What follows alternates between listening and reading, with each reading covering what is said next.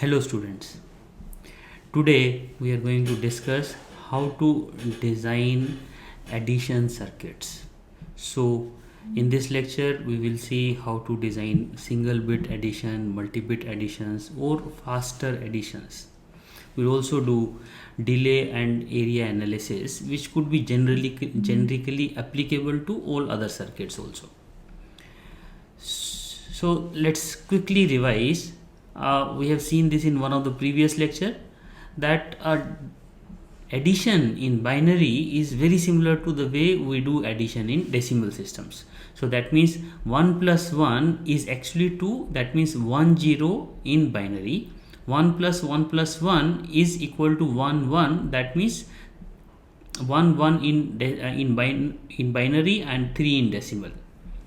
Similarly, 1 plus 0 is equal to 1 in binary. So if we take an example, let's say we want to add couple of bits, then first we take is the least significant bit and we add it, and after that sum is produced as well as a carry would be there. Now when we start adding the second bit, then we have to add these 3 bits, then there would be sum as well as a carry would be generated. So on so forth for the third bit, fourth bit and fifth bit and sixth bit. At the end of sixth bit you have a sum as well as a carry which is generated.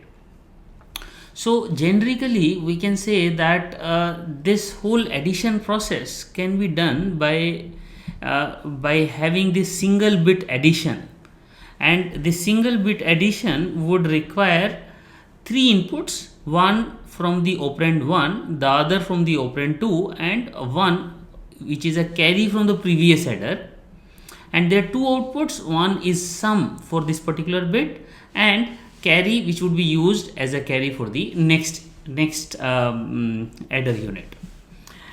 Now also there is one important point to note here that usually for all of these bits we require this full adder which has 3 inputs and 2 outputs, but for the first unit there is only 2 inputs and still 2 outputs, one is sum and another is carry. But to make things generic, we also assume that this first bit, whenever we are adding first bit, then there is some carry in, which could be because of some other circuit, or there are some different applications we have already seen in our when we did a binary addition and subtraction. So for example, it could be used for a subtraction, or it could be used to calculate 2's complement, etc. So that's why we here assume that our addition bit, so this addition unit is 1 bit addition unit will have a full circuit which is 3 inputs and 2 outputs. Now the same circuit let's put in a cascade manner, and we see that how logically we can determine this the logic for sum and cout. So this also we have seen earlier that if the input is ABC and this is the truth table, this would be the sum. So that means when all 3 would be 0, then sum is 0, cout is 0, and so we have seen that sum is 1 when either one of ABC is 1 or all 3 of them is 1. So we have seen earlier that the sum can be written as when one of the input is 1. So for example, A, B, C is 1, B is 1, or A is 1, the rest of them has to be 0, or all 3 of them is 1, then sum would be 1. And we have also seen in our previous lectures that this can also be represented like a 3 input XOR gate. Similarly, cout is equal to when at least 2 of them is equal to 1, AB or AC or BC. So at least 2 of them has to be more than 1, then the output would be, cout would be 1. Okay, so this particular representation of sum we can do if we have, let's say we assume that we are not going to do it using 2 level gates, but we want to use it, we want to develop or we want to implement it using XOR gates. So there is one possible implementation where we implement it using 2 levels of XOR gates. First we XOR A and B, then we XOR whatever is the output of A and B, then we XOR it with C. Or we have 3 input XOR gate. Which of that would be more beneficial, or which would be more efficient? So it looks like that this would be more efficient, where we are taking all the 3 inputs at same time. And so you see the implementation of this, the basic implementation would be something like this. There would be 4 AND gates, each of them will have 3 inputs, and there would be 1 OR gate which will have 4 inputs. So the delay of this 3 input XOR gate would be definitely more than 2 input XOR gate. So then why people would prefer this?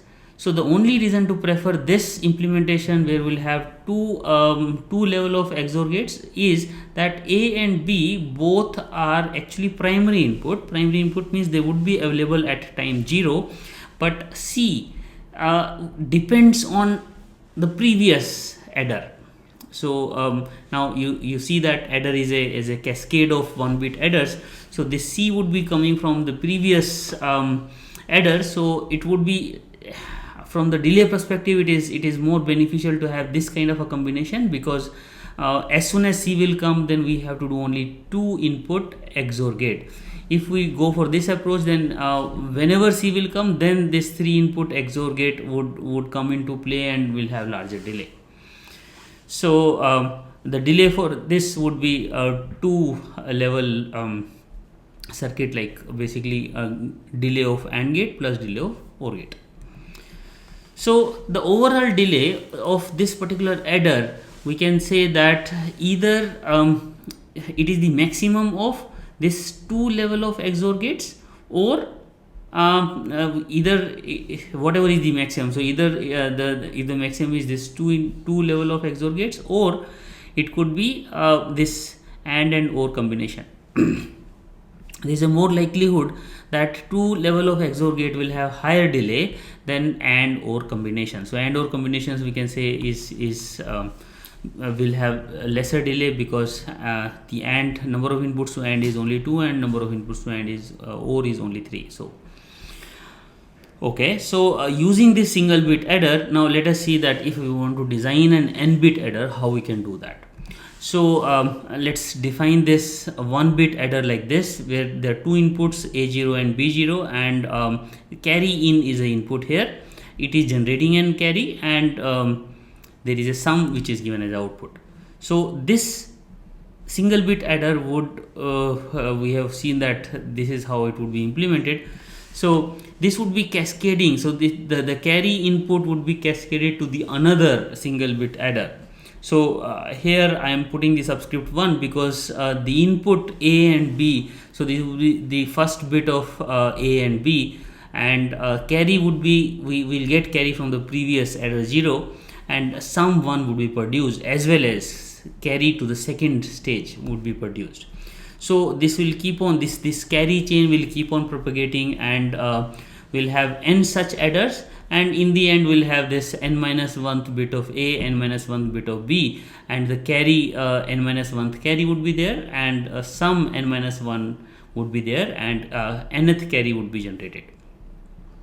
So generically, for any ith adder, we can say that sum is equal to AI XOR BI XOR CI, and carry to the next stage would be equal to AI and BI, or AI and CI, or BI and CI. Okay, so what would be the delay of this, or what would be the area of this particular adder? Now area, we can say that whatever is the area of single bit adder, we can multiply that with n. That would be the total area. So essentially the area would be n into 2 inputs XOR gate, 3 2 input AND gates, and 1 3 input OR gate. So sum of all of these area into multiply by n would be the total area of this adder. What about delay? So delay, if you see that all of these adders would be able to do some part, like A0 XOR B0. So XOR of the primary inputs AI, BI can be done in parallel, and then now carry. So the sum part, it depends on like carry of the second input depends on the carry of the first one. Similarly, any nth carry depends on n minus 1th carry. So that's why the carry has to be propagated through all of them. So because we are assuming this as a primary input, so whatever carry would be required to generate, whatever delay would be required to generate this Cn minus 1, that much amount of delay would be there. So I can say that n minus 1 into 2 level gate delay. So I am assuming that, let's say, 2 input AND gate as well as 3 input OR gate are consuming, let's say, same delay. Then the total delay is 2 of this AND delay plus OR delay, that means 2 gate delay into n minus 1. So this n minus 1 would be there because this, we are assuming the C0 is available as the primary input, and this, to generate Cn minus 1, I would require n minus 1 such delays. And once Cn minus 1 is there, then the additional delay to generate this sum would be a maximum of XOR delay or AND OR delay. So basically it would be, I can say this XOR delay is also a kind of a 2 level logic. So we can approximately it like a n into 2 gate level delays, okay, or 2 gate delays. Let's define this one delay of one particular gate, either AND or OR, as delta. So it would be 2n delta. Okay, so that's why, because the delay here depends on the carry propagation, and carry is rippling through all the time. So basically first C1 is generated, then C2 is generated, then C3, then C4, then Cn. So that's why this particular adder is also called ripple carry adder.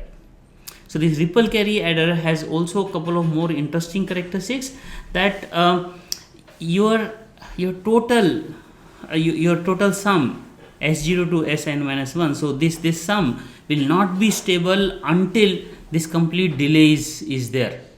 So till that your output will keep on fluctuating sometime, because as soon as one particular carry will go to the one stage to another stage, it will change the input to certain other adders.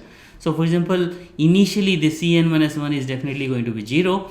Now as it is 0, then Sn minus 1 will give certain different output, but because of some other propagation, the Cn minus 1 will keep on changing. So my Sn minus 1 will keep on changing until the total delay, which is 2n delta, would be there, then it would be stable.